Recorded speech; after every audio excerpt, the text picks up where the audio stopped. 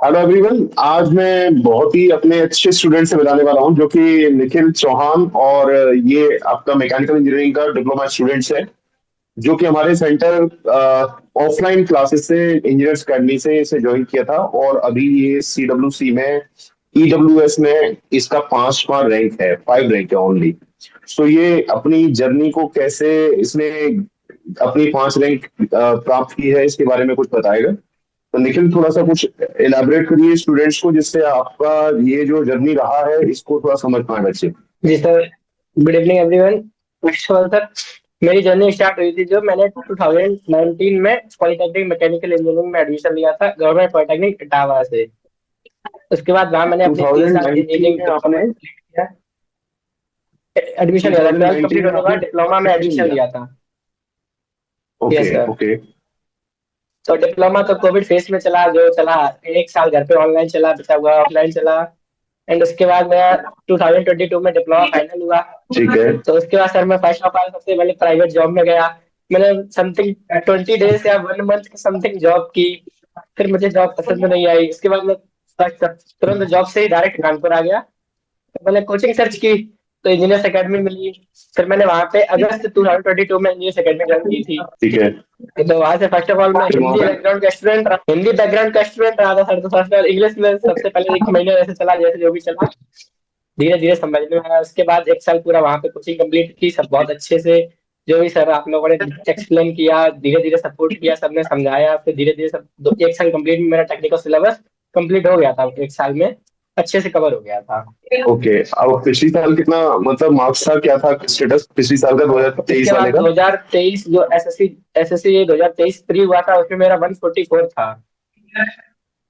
Okay, pre में। Okay. Pre qualify हो गया था। हाँ, मतलब कोचिंग जस्ट अगस्त में खत्म हुई थी और अक्टूबर में प्री था। तो दो ओके महीने में अपना रिवीजन कंप्लीट, बुक से जो भी पीवाईक्यू थी और एमसीक्यू थे और नोट्स सबसे अच्छा जैसे रिवाइज करके कंप्लीट हुआ।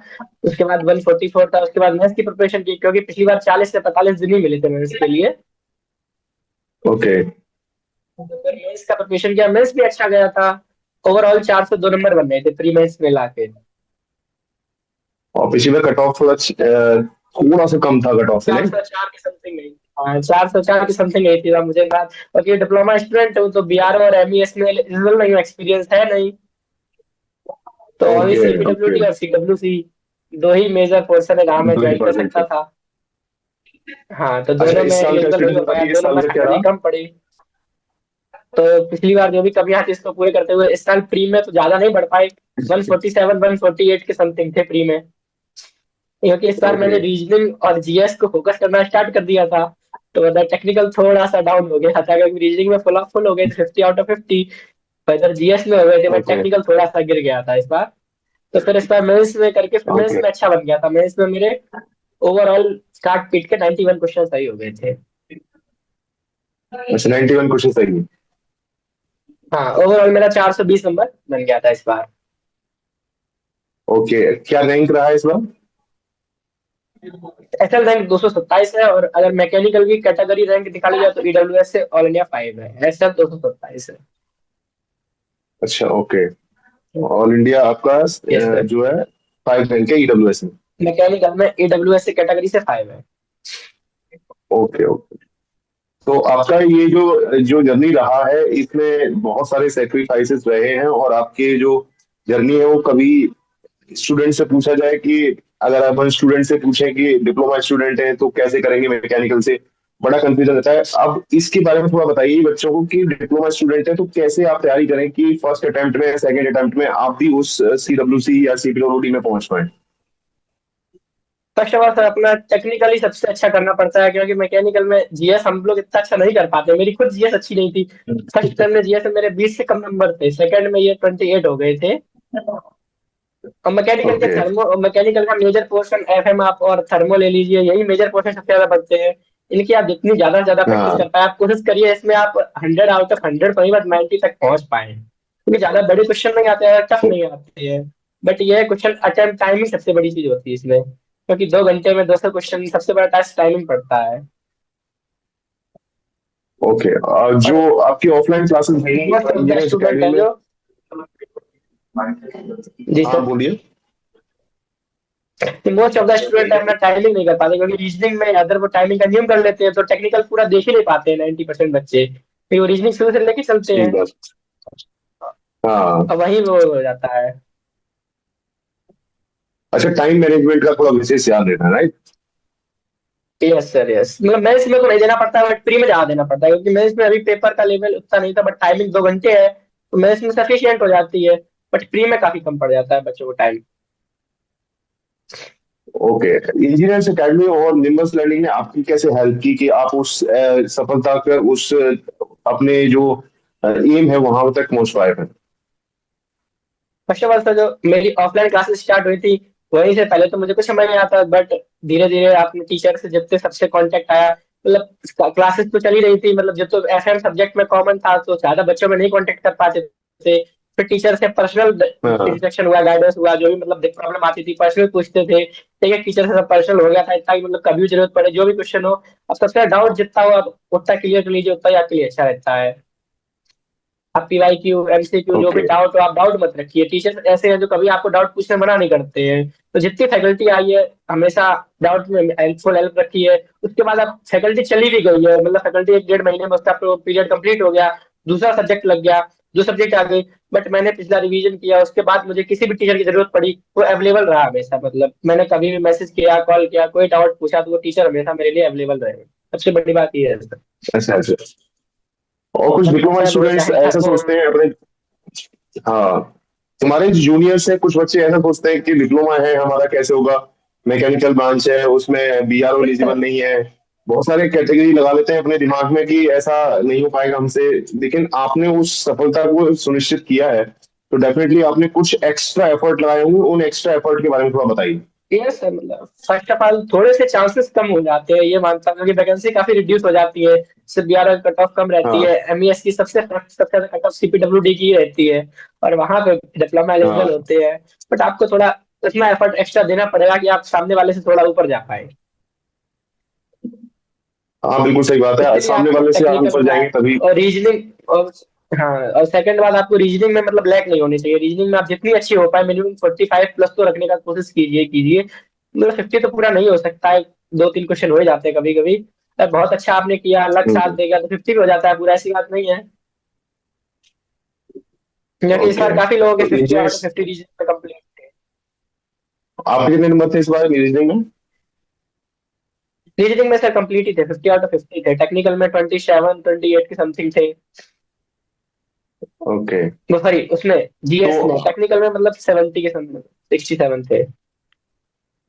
आप इस सफलता का श्रेय आप किसको देना चाहेंगे, अपने फैमिली मेंबर्स या टीचर्स कलीग्स, किसको देना चाहेंगे फर्स्ट जिसने ऑफ ऑल आपको सर सबसे ज्यादा इनकरेज फैमिली किया हो? मेंबर तो सर फैमिली मेंबर तो फर्स्ट ऑफ ऑल सबसे ऊपर ही है, उन्होंने जब तक किया उसको हम एलिब्रेट नहीं कर सकते हैं, करना भी चाहिए, बट फ्रेंड्स ने भी मुझे थरली सपोर्ट किया, कोई भी प्रॉब्लम पड़ी, मतलब डिमोटिवेशन होता है, काफी फीचर ऐसे आते हैं आप फैमिली से नहीं शेयर कर सकते हैं, अपने फ्रेंड से हर चीज शेयर कर सकते हैं, डिमोटिवेशन होता है, कोई प्रॉब्लम फर्स्ट बार मेरा नहीं हुआ, 1 2 मार्क्स से कम पड़ा, बहुत बुरा लगा होता है, मतलब लेकिन ये भी था कि फर्स्ट बार नहीं हुआ चलो दूसरी बार कर लेते हैं, क्योंकि काफी लोग ऐसे थे 2 2 4 4 बार दे रहे थे हमारे साथ में बैठे, जिससे पूछो कि मेरा सेकंड है थर्ड है फोर्थ है, तो ये एक मतलब मोटिवेशन था कि जब उनका फोर्थ है तो हम भी फोर्थ तक तभी लेंगे जहां तक है, मतलब फ्रेंड्स ने काफी सपोर्ट किया, टीचर्स का बहुत सपोर्ट रहा, कोई भी दिक्कत हुई कभी जरूरत हुई, लेकिन बहुत सारे बच्चे ऐसा सोचते हैं फैमिली कि ने भी डिप्लोमा सपोर्ट किया। मतलब अपन फर्स्ट बार में सेलेक्ट नहीं हुए तो 2 नंबर कम पड़ गए आपके पिछली बार, तो वहां पे जाके थोड़ा डिमोटिवेशन यस फील सर, होता है। अब डिमोटिवेशन को कैसे आपने नहीं तो मोटिवेशन आप में चेंज किया कि मेरा हो जाएगा? तो सर सोचने की बात, अगर आप नेगेटिव सोचोगे तो आप डिमोटिवेट हो गए, आप ऐसे सोचिए कि अगर सामने वाला, जब हम पेपर देने एग्जाम देने जाते हैं साथ में काफी बच्चे होते हैं, अभी मतलब आपसे एजेड भी होते हैं, हाँ बीटेक भी होते हैं, या वो थ्री फोर्थ थर्ड सही अटेम्प्ट बात है। फोर्थ अटेम्प्ट दे रहे हैं तो हमारा फर्स्ट अटेम्प्ट है, हम भी वहां तक प्रयास करेंगे, क्योंकि अगर सामने वाला फोर्थ अटेम्प्ट दे रहा है तो उसने इतनी मेहनत की है, हम भी अगर उस वहां तक मेहनत हाँ करेंगे तो हमारे उससे आगे जा सकते हैं, क्योंकि इतने हार्ड क्वेश्चन नहीं होते हैं, कि डिप्लोमा क्वेश्चन डिप्लोमा लेवल के ही होते हैं, बट थोड़ा टाइम मैनेजमेंट थोड़ी कुछ हम्म चीजें एक्स्ट्रा पढ़नी पड़ती है, जैसे टॉपिक्स जो डिप्लोमा में नहीं है हमारे सिलेबस में,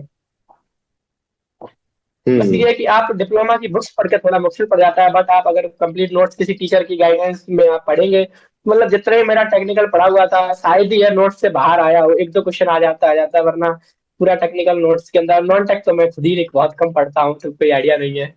अच्छा जी, आजकल आजकल सिनारियो चल रहा है बच्चों का कि सब सब कोचिंग सेंटर इधर उधर की पीडीएफ, इधर कोचिंग उधर कोचिंग, दुनिया भर की कोचिंग ले रही है। नहीं क्या सर, इससे कुछ फायदा होता है दूसरी वाले, या फेक करें एक ही नहीं टीचर पर वो सब ज्यादा सबसे बेनिफिशियल बेस्ट है सर। आपने किसी टीचर, एक टीचर, कोई भी टीचर से पढ़े हो, आप हैंड रिटन नोट्स हो, उस नोट्स को आप बार बार रिवाइज कीजिए, जितनी बार कर पाए, मतलब इस तरह से कीजिए, आपको ये पता होना चाहिए कौन सी लाइन कहाँ पे लिखी हुई है। मतलब जितने है? 10 बार, 20 बार, 50 बार, जितने बार रिवाइज हो जाए वही बेनिफिट है। क्योंकि बस क्योंकि नोट से ज्यादा बाहर आप क्वेश्चन देखिए तो आप कभी नोट से बाहर आता ही नहीं है। बस हो जाए, प्रैक्टिस हम्म। कर लीजिए, क्योंकि पेपर में कैसा होता है, कभी कभी कंडीशन ऐसी बन जाती है, क्वेश्चन आता हुआ नहीं कर पाते हैं, तो इसके लिए आप जितना मार्क्स हो सकते हैं उतना दीजिए, जितने ज्यादा हो सकते हैं, full marks, subject test, chapter test, जैसे भी हैं आप प्रैक्टिस कीजिए। बस नोट्स के अलावा इधर उधर से कुछ नहीं होता है, आप खुद के शॉर्ट नोट्स बना लीजिए। और नोट्स टाइम हो तो फुल नोट्स, अगर टाइम कम है एग्जाम का तो शॉर्ट नोट सबसे बढ़िया है। लेकिन आपकी जर्नी बहुत अच्छी रही है, क्योंकि आपने प्राइवेट जॉब छोड़ के इतना बड़ा डिसीजन लें, फिर उसके बाद अपन तैयारी करना स्टार्ट करें, फिर उसके बाद पहली बार में यस हम सर। 402 तक पहुंच जाएं, फिर उसके बाद अगले अगली बार में हम CWC ही प्राप्त करने दी। थोड़ा सा मोटिवेशन डेफिनेटली बच्चों को सीखना चाहिए आपसे नहीं कुछ, सर, इस कि बार भी आप भी मतलब डिप्लोमा स्टूडेंट हैं, हिंदी 420 मीडियम का स्टूडेंट है। Yes sir, completely Hindi medium, मेरा बैकग्राउंड मेरा कम्प्लीटली हिंदी मीडियम ही रहा। बस इंग्लिश थी, इतना ही था कि इंग्लिश के पेपर में पास हो जाए। अब इस बार 420 नंबर है, सोचिए अब 402 से 420 पहुंच गया, तो ये थोड़ा मोटिवेशन बच्चों को लेना चाहिए यस सर, आपसे। आप बिल्कुल। ये बताइए कि इस सफलता का जो जो आपकी सफलता है, इसने आपको, जो जूनियर्स हैं उसको क्या मैसेज देना चाहेंगे आप? अपने जूनियर्स को सर दो यही लाइन में मैसेज, मैसेज देना अगर चाहेंगे कि आप कैसे तैयारी करनी चाहिए? सर कंटिन्यू आप ट्राई कीजिए, और आप अगर आप डिप्लोमा में जैसे फोर्थ, थर्ड फोर्थ सेमेस्टर से ही अगर ट्राई करते हैं तो आपको जितना कम टाइम लगेगा, डिप्लोमा आप जितने अच्छे से कर लेंगे उतनी आपकी प्रिपरेशन जनरली कम हो जाएगी सर, सीधी सी बात ये है। अगर आप डिप्लोमा में नहीं पढ़ाई करेंगे तो आपकी प्रिपरेशन जनरली लॉन्ग होती जाएगी धीरे धीरे। बिल्कुल सही बात। जो मेन सब्जेक्ट है, तो जैसे एफएम डिप्लोमा में है, थर्मो डिप्लोमा में है, आरईसी डिप्लोमा में है, हर एक सब्जेक्ट हाँ। डिप्लोमा में है। अब वो सब्जेक्ट अच्छे से पढ़ के आइए, जितना अच्छे से आप पढ़ के आएंगे उतनी ही आपकी प्रिपरेशन जितनी कम हो जाएगी। ओके।